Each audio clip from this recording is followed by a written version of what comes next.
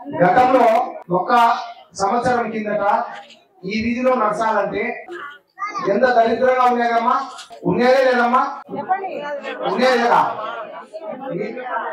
మీరే press meet పేపర్లు వచ్చినప్పుడు మీరే ఈ సభలు ఇంత దరిద్రంగా ఉంది అని చెప్పినారా లేదమ్మా?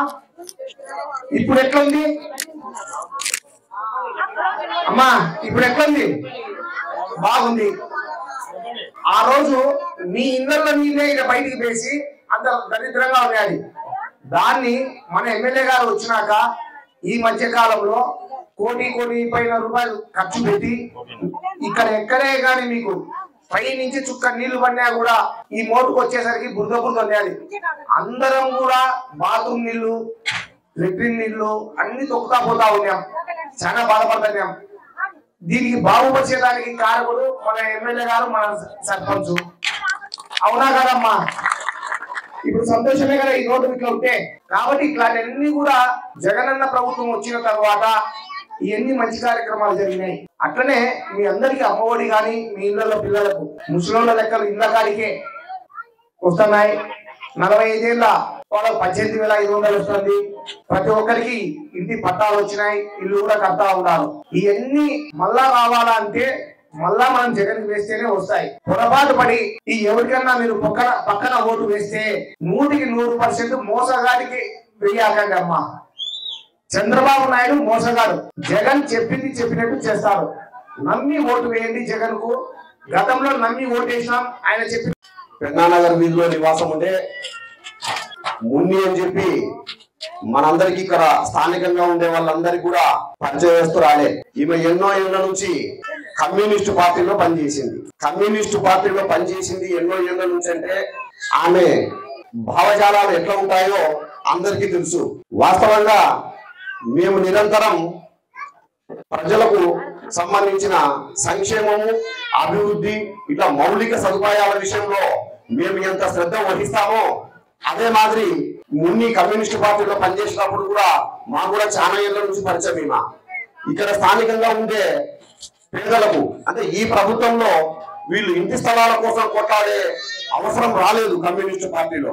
గతంలో తెలుగుదేశం 14 సంవత్సరాలు చంద్రబాబు నాయుడు పరిపాలించినప్పుడు, 14 సంవత్సరాలు ముఖ్యమంత్రిగా పనిచేసినప్పుడు రాష్ట్రంలో ఏ ఇల్లు లేని పేదవాళ్లకు ఒక్క జానుడు స్థలం ఇచ్చి పాపాన పోని పరిస్థితుల్లో వీళ్ళు కమ్యూనిస్టు పార్టీలో పనిచేసేటప్పుడు ఇక్కడ ఈ పెన్నానగర్ లో ఎంతో మంది ఇళ్ల స్థలాల కోసం మాకు సంబంధించిన కొన్ని భూములలో కూడా కమ్యూనిస్టు పార్టీ జెండాలు మోపి ఇక్కడ ఉండే ఇది ప్రభుత్వ ల్యాండ్, ప్రభుత్వం భూమి, ఇక్కడ మా వాళ్ళంతా కూడా ఇంటి స్థలాలు కావాలని చెప్పి మాతో కూడా పోరాటం చేసినటువంటి చరిత్ర మున్నికి సంబంధించింది. అంటే 24 గంటలు ఇక్కడ ఉండే పేదలకు సంబంధించిన ప్రతి అంశంలోనూ మంచి పరిజ్ఞానం కలిగి ఇక్కడ ఉండే పేదల కోసం పోరాటం చేస్తా ఉండేటువంటి మహిళ ఈమె. ఈ రోజు మా ప్రియతమ శాసనసభ్యులు, మనందరి ప్రియతమ శాసనసభ్యులు రాచమల్లి శివప్రసాద్ రెడ్డి అన్న గారి ఆదేశాలతో ఈ రోజు ఇక్కడ ఎమ్మెల్యే గారి సోదరుడైనటువంటి రాచమల్లి కిరణ్ కుమార్ రెడ్డి అన్న, municipal vice chairman Pathakota Bangareddy అన్న,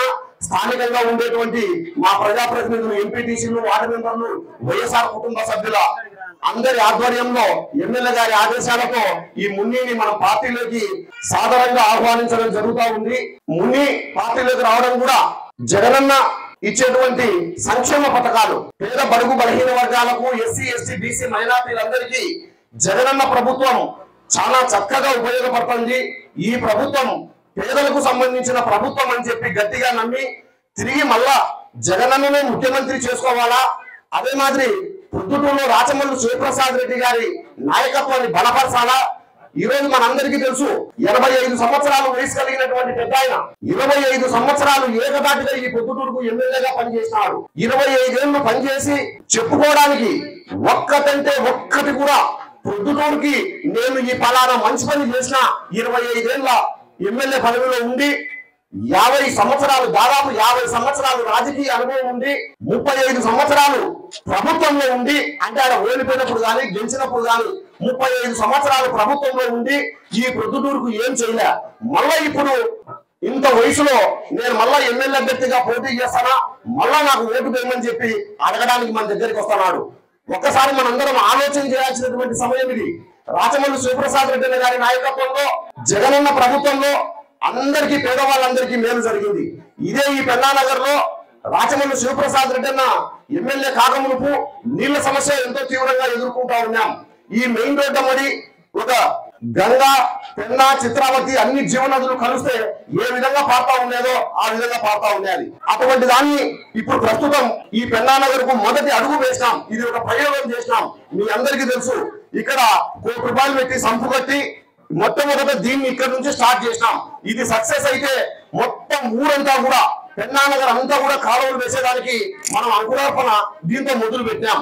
ఒకసారి మీరు ఆలోచన చేయండి, ఇక్కడ ఉండే పెన్నానగర్ మహిళలందరూ మన రాచమల్లు శివప్రసాద్ రెడ్డి ఆనాడు ప్రభుత్వంలో లేరు, ప్రతిపక్షంలో ఉండేటప్పుడు మహిళలందరూ కూడా అన్నా మేము కసు ట్రాక్టర్ వేసుకోవడానికి ఇబ్బందిగా ఉంది, బైపాస్ లో పోయి కసు వేసుకోవాలంటే ఆడవాళ్ళం పోలేకుండా మేమంతా కూడా దూదేగులు కొనుస్తున్నాము, ముస్లిం మైనార్టీ కొనుస్తున్నాము, మాకు ఇబ్బందిగా ఉంది అని చెప్తే ఎమ్మెల్యే గారు సొంత డబ్బులు పెట్టి ప్రభుత్వంలో లేనప్పుడే ₹8 లక్షలు నా చేతికి ఇచ్చి మన సొంత డబ్బులతో కూడా ఇలా ట్రాక్టర్ పెట్టి తప్పకుండా కసు ట్రాక్టర్ ఇంటింటికి పంపించే ఏర్పాటు చేయమని చెప్పి నాకు ఆ రోజు ఆదేశాలు ఇవ్వడం జరిగింది. అప్పుడే ఆ రోజు ట్రాక్టర్ ఓపెనింగ్ కూడా మీ అందరి సమక్షంలోనే ప్రారంభించినాం. ఆ రోజు నుంచి ఈ రోజు వరకు ఎమ్మెల్యే గారి సొంత డబ్బులతో ఇచ్చినటువంటి ట్రాక్టరే ఈ రోజు మన గడప గడపకు మన ఇంటి దగ్గరకు వచ్చి కసు తీసుకుపోతున్నాం. ఒక్కసారి ఆలోచన చేయండి, ఇది ఎప్పుడు మొదలైంది? రాచమల్లు శివప్రసాద్ రెడ్డి గారు ఎమ్మెల్యే అయిన తర్వాత మొదలైంది. నీళ్ల సమస్య ఈ రోజు ఏమన్నా నీళ్ల సమస్య ఉందా? మనందరం నీళ్లు ఎక్కువ రోడ్ల మీద వేస్తున్నాం, మరి మంచినీళ్ళ సమస్య లేదు. లైట్ల సమస్య, ఏదన్నా గాలి కాలమో వానల కాలమో ఇబ్బంది ఉన్నప్పుడు ఆ రిపేర్ వచ్చే 2 రోజులు 3 రోజులు 4 రోజులు ఏమైనా ఇబ్బంది ఉంటుందేమో తప్ప లైట్ల సమస్య లేదు, కసు ట్రాక్టర్ సమస్య లేదు. ఆల్మోస్ట్ 90% పెన్నానగర్ లో సిమెంట్ రోడ్లు ఉన్నాయి, ఇంకొక 10% మాత్రం సిమెంట్ రోడ్లు పెండింగ్ ఉన్నాయి. 10% 90% అయిపోయినాయి, 10% పెండింగ్ ఉన్నాయి. ఈశ్వరుడి దగ్గర దాదాపు అయిపోయినాయి. ఈ 10% కూడా నెక్స్ట్ మన రాచమల్లును 3వసారి మనం గెలిపించుకున్నప్పుడు తిరిగి మళ్ళా జగనన్న ముఖ్యమంత్రి చేసుకున్నప్పుడు ఈ పెన్నానగర్ కు మరి ఏ ఒక్క సమస్య లేదు, ఉండేది ఒకే ఒక్క సమస్య, కాలువల సమస్య. ఈ కాలువల సమస్యను ఇక్కడ మొదలు పెట్టి ఒక ప్రయోగం చేసినాం. ఇది దాదాపు సక్సెస్ అయినాం కాబట్టి వచ్చే 5 ఏళ్లకు మనకు వేరే పనే లేదు, ఓన్లీ కాలువల సమస్యే. కాబట్టి తప్పకుండా వచ్చే ఎన్నికల్లో మనం రాచమల్లు శివప్రసాద్ రెడ్డిలను అఖండ మెజార్టీతో గెలిపించుకోవాలా, తిరిగి జగనన్న ముఖ్యమంత్రి చేసుకోవాలా. మనందరం మనిషికి 2 ఓట్లు ఇచ్చారు, ఈ 2 ఓట్లు కూడా ఫ్యాన్ గుర్తు మీద ఓటేయాలా. ఇక్కడ మీరు అందరూ ఒకసారి ఆలోచన చేయండి, స్థానికంగా ఇక్కడ ఉండే ప్రజాప్రతినిధులం అందరం కూడా ఎమ్మెల్యే గారి ఆదేశాలతో ఆయన చెప్పే ప్రతి మాట మీరు నిరంతరం ప్రజలకు అందుబాటులో ఉండాలా, ప్రజలకు పడగాలా, ప్రజలకు సర్వీస్ చేయాలా, సంక్షేమ పథకాలు ఎవరికైనా ఎక్కడైనా ఇబ్బంది ఉండి రాకపోతే వెంటనే మీరు రెక్టిఫై చేయాలని చెప్పి మాకు ఎప్పటికప్పుడు ఏ రోజుకి ఆ రోజు మాకు ఆదేశాలు చేస్తా ఉంటారు, ఎప్పుడు ప్రజల్లో ఉండాలని. అదే మాదిరి అందరం కూడా మీకు కలిసి పనిచేస్తా ఉంటాం. తెలుగుదేశం పార్టీ వాళ్ళు ఈ 5 ఏళ్లలో ప్రతిపక్షంలో ఒక కరోనా సమయంలో కానీ లేకుంటే ఈ ఊర్లో ఉండే సమస్యలు ఏంటైనా పేద బడుగు బలహీన వర్గాలకు సంబంధించిన ఏ ఒక్క సమస్యల గురించి కూడా ఏ రోజు తెలుగుదేశం పార్టీ వాళ్ళు మనతో మాట్లాడలే, మీ దగ్గరికి రాలే. ఇప్పుడు ఓట్ల కోసం వస్తారు. ఎట్టి పరిస్థితుల్లో వాళ్ళకు ఓటు వేయొద్దు, అందరూ తిరిగి జగనన్న ప్రభుత్వానికి వేయాలా, రాచమల్లు శివప్రసాద్ రెడ్డి అన్నకు ఫ్యాన్ గుర్తు మీద వేయాలా. అట్లనే ఇక్కడ ఇప్పటి నుంచి ఇప్పుడు ఉండే స్థానిక ప్రజాప్రతినిధులతో పాటు ఇంతవరకు కమ్యూనిస్టు పార్టీలో పనిచేసినటువంటి మున్ని తిరిగి అంటే కొత్తగా మన పార్టీలోకి వైఎస్ఆర్ కాంగ్రెస్ పార్టీలోకి వస్తా ఉంది. ఇక్కడ పనిచేసే వాళ్ళతో పాటే ఈమె కూడా సర్వీస్ చేసేటువంటి గుణం చాలా ఎక్కువ బాగుంది, మీకు అందరికీ తెలుసు. ఆమెను సాధారణంగా రాచమల్లు కిరణ్ కుమార్ రెడ్డి గారి చేతుల మీదుగా, బంగారెడ్డి గారి చేతుల మీదుగా పార్టీ కండువాగా పోయి పార్టీలకు ఆహ్వానించవలసిందిగా కోరుతున్నాం.